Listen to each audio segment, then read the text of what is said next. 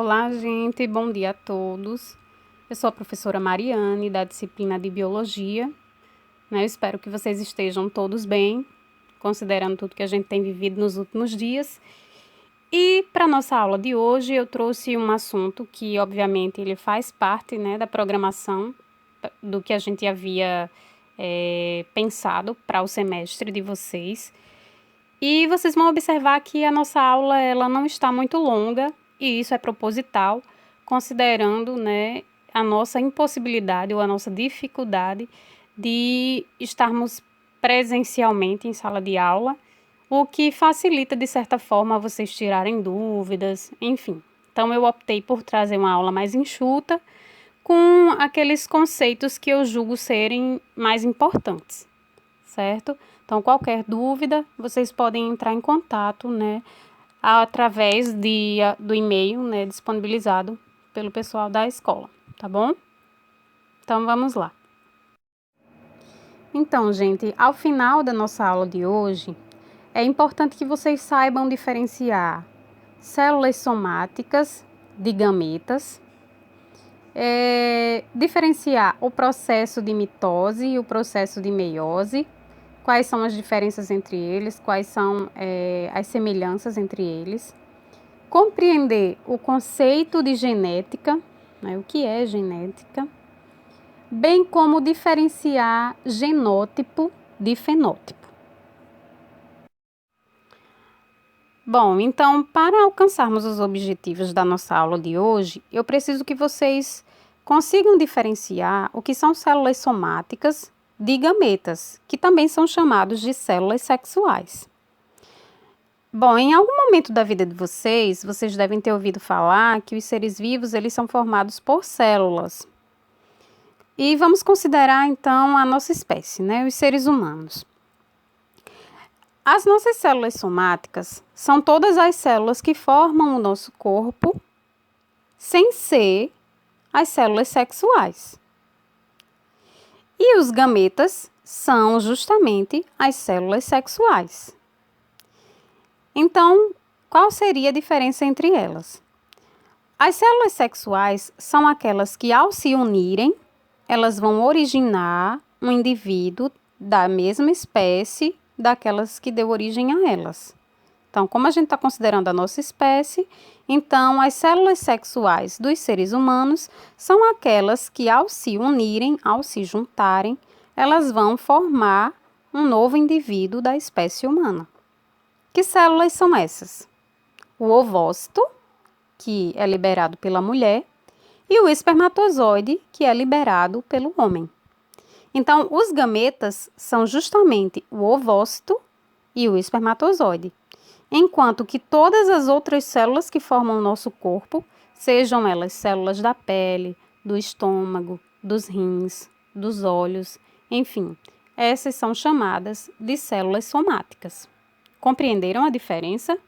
Células sexuais são aquelas que, ao se juntarem, formam um novo indivíduo da nossa espécie, enquanto que células somáticas são todas as demais células do nosso corpo. Certo?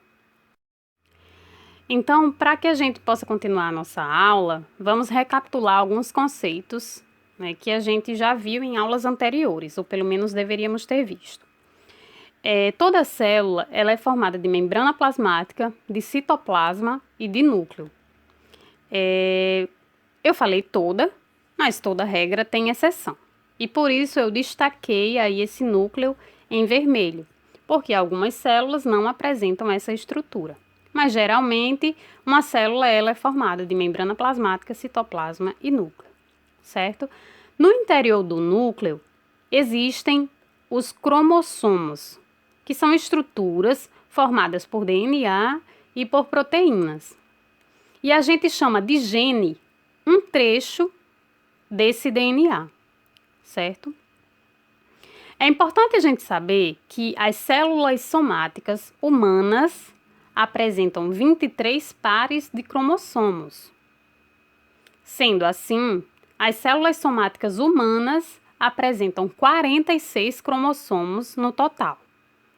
23 pares, se são pares, obviamente, são em 2 Então, 2 vezes 23 dá 46 cromossomos em cada uma dessas células somáticas.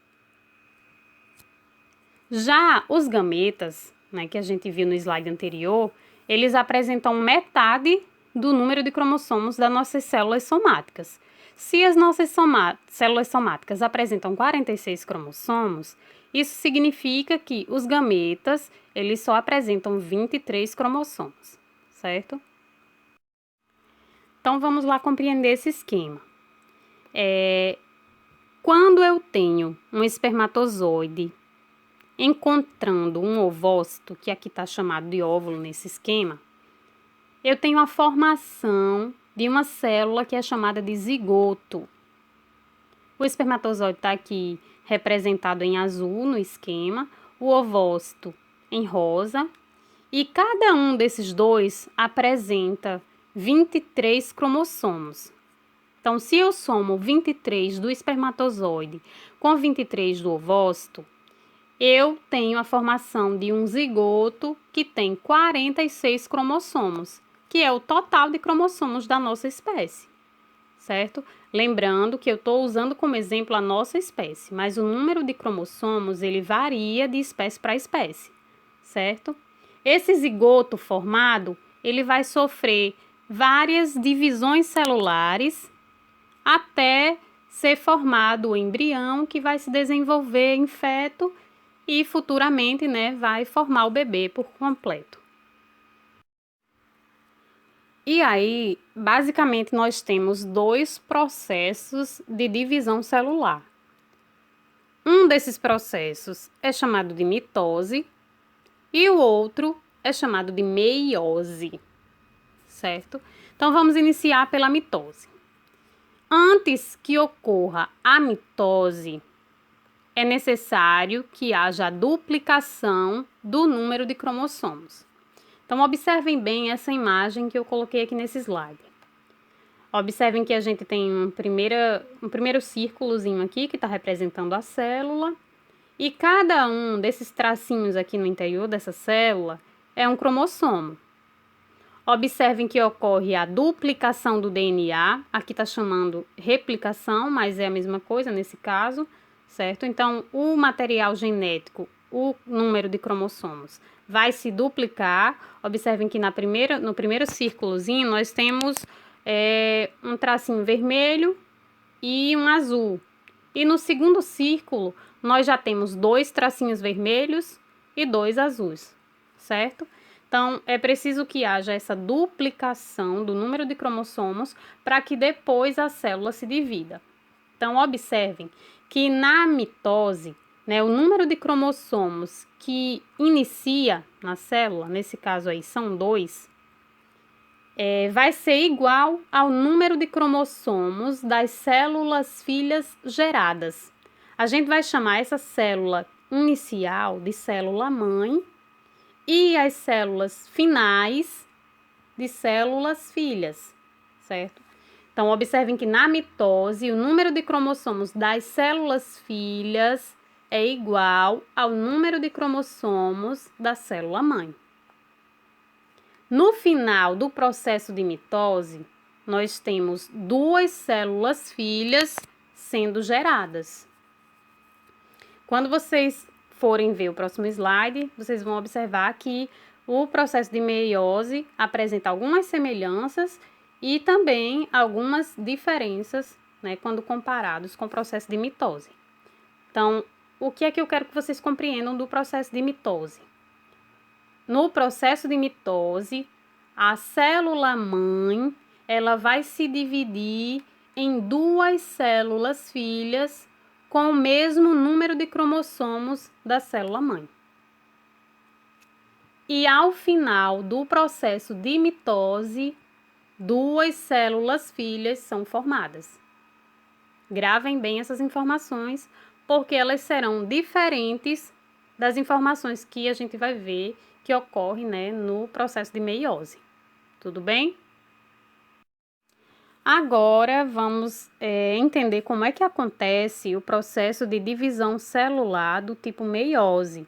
No slide anterior a gente viu sobre mitose E agora a gente vai entender como ocorre a meiose, que é um outro processo de divisão celular.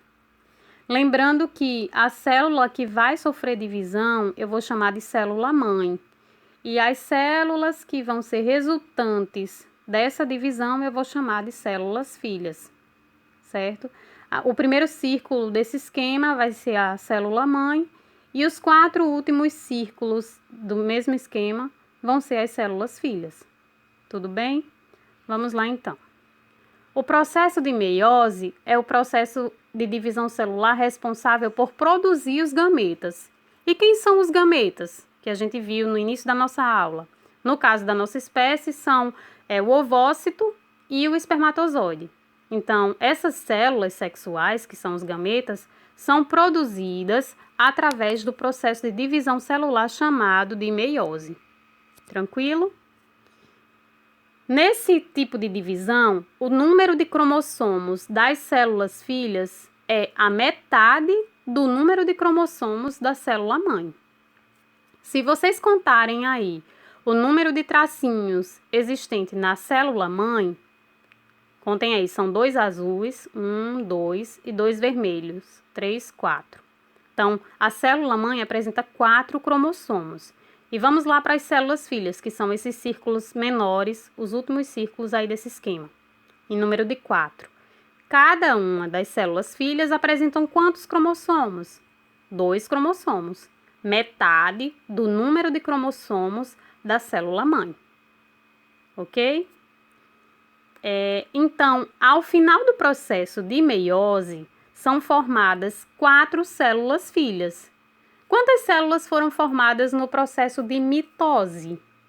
Apenas 2, certo? Então, veja que é uma diferença o número de células filhas geradas, considerando o processo de mitose e o processo de meiose. Então, vamos lá, fazer um quadrinho de comparação, digamos assim. Na mitose e na meiose, ocorre duplicação do material genético, tanto num tipo de processo de divisão quanto no outro.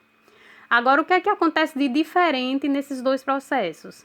Na mitose, o número de cromossomos das células filhas é igual ao número de cromossomos da célula-mãe. E, ao final do processo de mitose, 2 células filhas são formadas. E como é que ocorre no caso da meiose?